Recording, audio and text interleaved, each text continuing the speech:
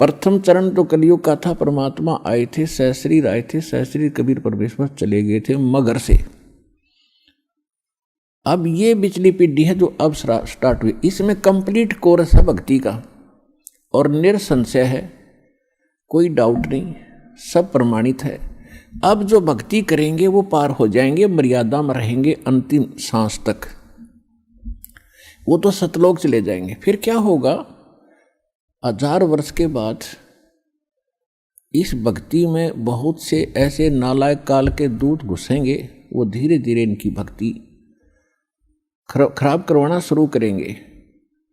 और उस समय जो सच भक्ति जितने समय वो कर चुके और उसके बाद मार्ग दिशा बदल ली, उनके साथ क्या बनेगी कि जैसे पुण्यात्माओं एक श्वास के मंत्र का जो इस दास से प्राप्त करके आप एक श्वास भी मंत्र का ले लेते हो सतनाम का, वैसे तो प्रथम मंत्र से ही आपकी गजब की कमाई शुरू हो जाती है, बहुत ज़्यादा बन जाती है।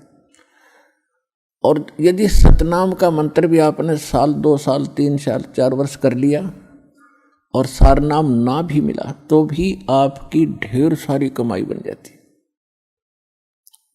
और फिर काल क्या करेगा, क्योंकि आपके पुण्य तो वो देगा, उसने तो ऊपर होटल बना रखे हैं, स्वर्ग महास्वर्ग, महास्वर्ग में और ज़्यादा टैक्स है देता हुआ आपसे, आपके पुण्यों से कहीं 20%, कहीं 25%, कहीं पर 10%, ऐसे उसने अपने टैक्स लगा रखे।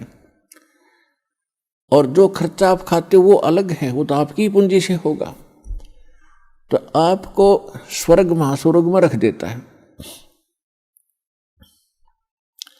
और वहां आपके पुण्य आपके साथ होते हैं। जब महास्वर्ग के अंदर आपके पुण्य खत्म हुए उसके बाद स्वर्ग में ले आता है, नीचे एक अलग से एक स्वर्ग है, उस महास्वर्ग से अन्य जो कॉमन स्वर्ग है, उसमें भी जब आपके पुण्य खत्म हो जाते हैं फिर आपको पृथ्वी पर डाल देता है। तो वो पुण्यात्मा इतना समय वहाँ रहती हैं स्वर्ग में, महास्वर्ग में, फिर उनको सतयुग में प्रारंभ में जन्म देता है। इस भक्ति युग में की हुई भक्ति उनकी इतनी प्रबल हो जाती है कि फिर वो सतयुग में प्रथम जन्म लेते हैं।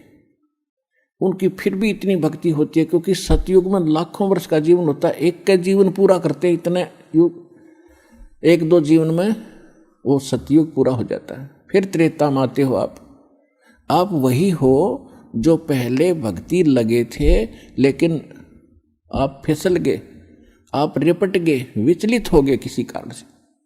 और परमात्मा का विधान है, जो जन मेरी शरण है ताका हूँ मैं दास, और गेल गेल लाग्या फिरूं जब तक धरती आकाश। एक बार इस सच्चे नाम से आज कोई जुड़ जाएगा, आज उसने नाम ले लिया, कितना रोगी है और चाहे उसकी कल मृत्यु हो जा, नाम लेते भी हो जा, तो अभी परमात्मा अपने बही में लिख लेगा उस आत्मा को कि मेरी होगी भी। अपने आत्माओं हमने असंख्य जन्म बर्बाद कर दिए, असंख्य जन्म मनुष्य के खो चुके हो आप। ये पहला शरीर नहीं जागा जो आज आपका जाने वाला है, मान ले कभी भी। ये तो असंख्य बर्बाद हो लिए, तो कपड़े हैं, कुर्ते पजामे हैं, तो आपकी शरीर बॉडी ऊपर का। और इस नाम के लेते ही आपके कई सैकड़ों कुर्ते पजामे खूटियां व अलमारी में रख दिए जाते हैं। मनुष्य आज आपको नाम लेते ही और चाहे अगले पल मृत्यु हो जाती है। वैसे तो ऐसा नहीं होगा, जो सच्चे दिल से आते हैं उनको राहत मिलती है, उनका मनुष्य जीवन एक्सटेंड होता है, आयु भी बढ़ाता है परमात्मा। एक उदाहरण के लिए कहते हैं कि जो अविश्वास रूप में भी आके नाम ले लिया, अग देखेंगे किसी के कहने से आते हैं रोगी बहुत से, तो कि देख लेते हैं एक बार चल के, तो वो उनको भगवान वैसे उसको एक्सटेंड नहीं करेगा, उनका पता है कि इसको मैंने जीवन भी दे दिया, यू आगे फिर वो बकवाद करेगा। तो परमात्मा ने तो अपनी आत्मा देखनी है कि इसका उद्धार क्यों कर होगा, तो नाम लेते ही यदि उसकी मृत्यु भी होगी तो भी भगवान के अकाउंट में आ गया, और 10 महीना में फिर जन्म देकर उसको फिर बरवाड़ा बुला लेगा, वह शुरुआत होगी उसके जीवन की। तो यहाँ आने वाले व्यक्ति को हानि कति नहीं है, और कति ज्ञान सुनकर समर्पित होकर आओगे तो आपकी कैंसर का बाप भी ठीक हो जा।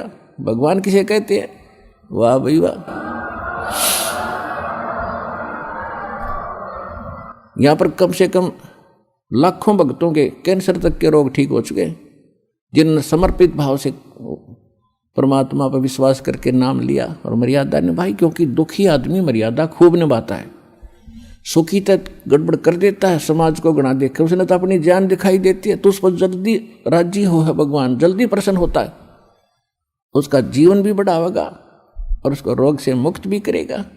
लेकिन करेगा अपने हिसाब से, उसकी नीत देख के कि आगे कहीं और गड़बड़ ना कर देगी।